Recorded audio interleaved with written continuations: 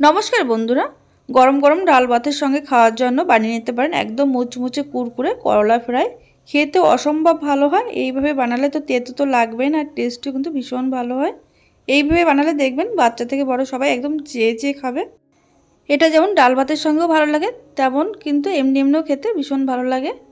এখানে দেখুন করলা ফ্রাই বানানোর জন্য 3টে আমি করলা নিয়েছি। দু সাইডটা কেটে নেওয়ার পর এবার মাঝখানটা কেটে নিচ্ছি। তার আগে কিন্তু করলাটা আমি খুব ভালো করে ধুয়ে নিয়েছি। মাঝখানে দুভাগ করে কেটে নেওয়ার পর একটা চামচ দিয়ে আমি এবার মাঝখানে দানাগুলো কিন্তু এইভাবে ফেলে দেব।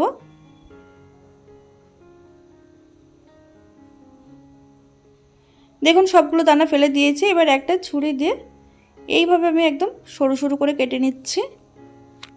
আপনারা এটা বটি দিয়েও কিন্তু কেটে নিতে পারেন। একদম সরু সরু করে কেটে নিচ্ছি।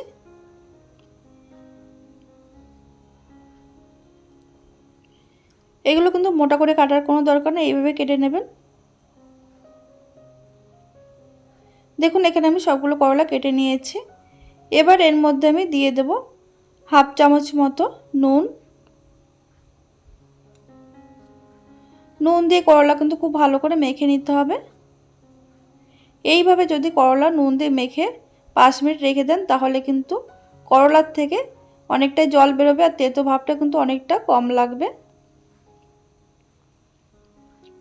দেখুন এটা আমি 5 মিনিট এইভাবে রেখে দেব। 5 মিনিট পর ফিরে আসলাম। এবার একটা বাটির মধ্যে আমি ঢেলে নিচ্ছি। ঢেলে নেওয়ার পর এবার এই করলাগুলো কিন্তু একটু জল দিয়ে ধুয়ে নিতে হবে ভালো করে, যাতে করে তেতো ভাবটাও কেটে যায়, নুনটাও কিন্তু বেরিয়ে যায়। হাত দিয়ে এরকম ভালো করে চটকে চটকে কিন্তু ভালো করে ধুয়ে নিচ্ছি। তবে খুব জোর দিয়ে করতে যাবেন না, তাহলে কিন্তু করলাগুলো ভেঙে যাবে। এবার জল থেকে তোলার সময় কিন্তু ভালো করে চেপে চেপে জলটা ফেলে দিয়ে তারপরে এটা তুলতে হবে। এই করলার মধ্যে কিন্তু জল নেই। এবার এর মধ্যে আমি দিয়ে দেবো মুচমুচে করার জন্য 1.5 চামচ মতো চালের গুঁড়ো, দিয়ে দেবো এর মধ্যে 1 চামচ মতো সুজি, তারপরে দিয়ে দিচ্ছি সামান্য লঙ্কার গুঁড়ো। এখানে আমি কাশ্মীরি লাল লঙ্কার গুঁড়ো নিয়েছি। দিয়ে দিচ্ছি সামান্য ধনে গুঁড়ো, দিয়ে দেবো সামান্য নুন বা স্বাদ মতো নুন দিয়েছি এখানে, আর দিয়ে দেবো সামান্য পরিমাণে হলুদ। এবার একটু চটপটা করার জন্য দিয়ে দিচ্ছি এখানে হাফ চামচ মতো আমচুর পাউডার।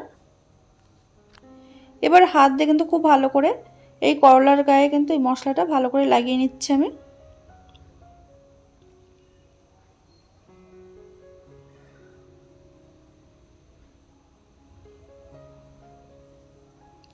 এর মধ্যে কিন্তু জল দেওয়ার দরকার নেই। এই করলার মধ্যে যে জল জলে ভাব রয়েছে সেটাতেই কিন্তু এই মশলাটার গায়ে খুব ভালোভাবে লেগে যাবে।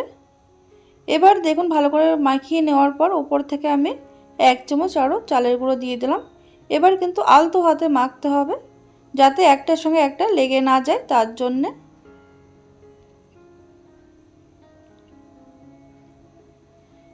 দেখুন আলতো হাতে মেখে নেওয়ার পর এবার এগুলোকে কিন্তু আর রেস্টে রাখার কোনো দরকার নেই। এটা কিন্তু আমি সঙ্গে সঙ্গে ভেজে নেব। একদম কম সময়ের মধ্যে ভাজা হয়ে যায়, যখন খুশি এটা আপনারা বানিয়ে খেতে পারবেন। ভাজার জন্য এখানে আমি কড়াইতে বেশ খানিকটা তেল গরম করতে দিয়েছি আগের থেকে। তেলটা ভালোভাবে গরম হয়ে যাওয়ার পর গ্যাসের আঁচ কিন্তু মিডিয়ামে করেছি। মিডিয়ামে করে নেওয়ার পর এই করলাগুলো এর মধ্যে দিয়ে দিলাম।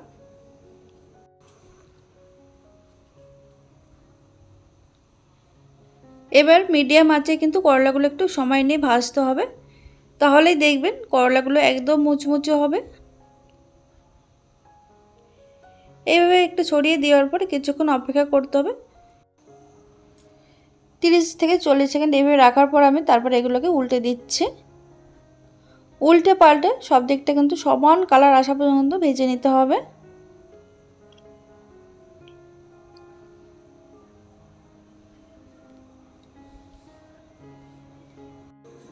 করলাগুলো কিন্তু এইভাবে মুচমুচে করে ভেজে আপনারা কিন্তু 1 সপ্তাহ পর্যন্ত এইভাবে রেখে রেখে খেতে পারবেন। কোনো এয়ারটাইট কন্টেনারে রাখবেন ফ্রিজের মধ্যে, তাহলে কিন্তু নর্মাল ফ্রিজে রেখে কিন্তু খেতে পারবেন।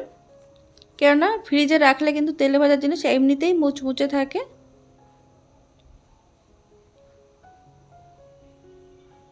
দেখুন এগুলো ভাজা হয়ে গেছে। এবার গ্যাসের আঁচ কিন্তু হাইতে করে দিয়ে এগুলো আমি তেল থেকে তুলে নিচ্ছি। করলাগুলো কিন্তু একদম মুচমুচে হয়েছে, একদম মুচমুচে বা কুরকুরে, খেতে কিন্তু ভীষণ টেস্টি হয়েছিল। দেখুন সবগুলো তোলা হয়ে গেছে তেল থেকে। এবার একটা প্লেটে আমি নামিয়ে নিচ্ছি। তাহলে বন্ধুরা আপনারা এইভাবে বাড়িতে বানিয়ে খেয়ে দেখবেন, আশা করি সবার ভীষণ ভালো লাগবে। ভিডিওটি ভালো লাগলে লাইক কমেন্ট শেয়ার করে পাশে থাকবেন, আর প্রচুর শেয়ার করে দেবেন, আর সাবস্ক্রাইব করে পাশে থাকবেন।